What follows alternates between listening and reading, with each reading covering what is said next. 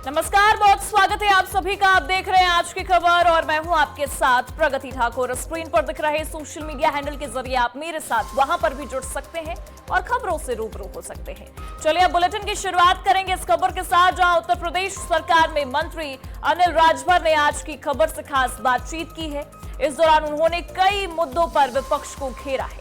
उन्होंने कहा कि प्रदेश सरकार प्रधानमंत्री मोदी के कार्यकाल की योजनाओं को जनता तक पहुंचाने का काम लगातार कर रही है। तो वहीं फर्जी एनकाउंटर के मुद्दे पर उन्होंने ये कहा है कि पहले सपा अध्यक्ष अखिलेश यादव को ये समझना चाहिए कि फर्जी एनकाउंटर होता क्या है। उन्होंने आगे और क्या कुछ कहा है, चलिए आपको सीधे सुनवा देते हैं।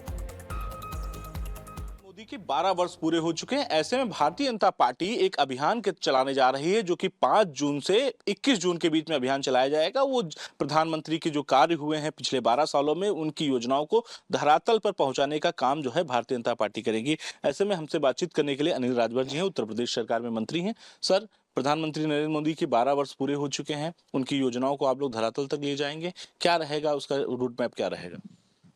देखिए, अभी बहुत विस्तृत कार्यक्रम नहीं आया है, लेकिन एक अच्छा अवसर है, बड़ा अवसर है, जब माननीय प्रधानमंत्री जी श्री मोदी जी की सरकार की उपलब्धियों को लेकर जनता में जाने का जो विषय है और पूरे देश के अंदर जो उनके मार्गदर्शन में काम हो रहा है, जो नए भारत की परिकल्पना है, वह आज जो धरातल पर उतारने का जो काम उनकी सरकार ने किया है, वो निश्चित तौर पर जनता के बीच में जानी चाहिए।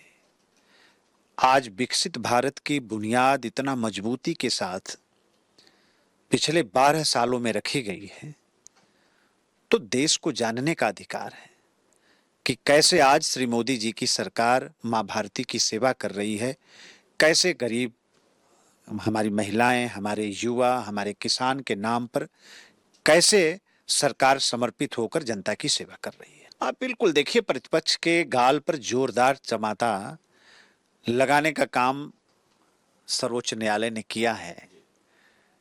भारत का चुनाव आयोग, जिसकी प्रशंसा पूरी दुनिया करती है, भारत में जब चुनाव होता है तो दुनिया के बहुत से देश भारत के चुनाव आयोग की कार्यप्रणाली को देखने, समझने और उसका अध्ययन करने के लिए भारत में आते हैं। और उस भारत के चुनाव आयोग को कितना कटघरे में खड़ा करने की कोशिश प्रतिपक्ष की तरफ से हुई है। आप पूरे उत्तर प्रदेश में जितनी भी कार्रवाई अपराध और अपराधियों के खिलाफ सरकार ने किया है, बहुत से लोग न्यायालय भी गए। न्यायालय का दरवाजा ऐसा भी नहीं कि बंद है। अगर अपराधियों के हमेशा से ही ऐसी समाजवादी पार्टी रही है, हमेशा से गुंडा माफियाओं को का संरक्षण और उनको पालित और पोषित करने का काम किया है, तो अपराधियों के लिए इतना ही हमदर्दी है तो कभी माननीय न्यायालय का दरवाजा खटखटा कर देखें। अगर सरकार गलत काम कर रही है तो कौन आपको रोक रहा है? तो आप कितनों चिल्लाइए, लेकिन अपराध और अपराधियों के खिलाफ जो जीरो टॉलरेंस की नीति की बात हमारी सरकार करती है, वो हम करते रहेंगे। अपराध और अपराधियों के खिलाफ हमारा अभियान चलता रहेगा, ये रुकने वाला नहीं है। आप चाहे कितनों चिल्ला लो। आज पूरे देश में बकरीद मनाई गई, रोडों पे आज सन्नाटा दिखा, पुलिस व्यवस्था हर जगह चौक चौबंद दिखी, कैसे देखते हैं? बिल्कुल, पूरा देश इसका स्वागत करेगा।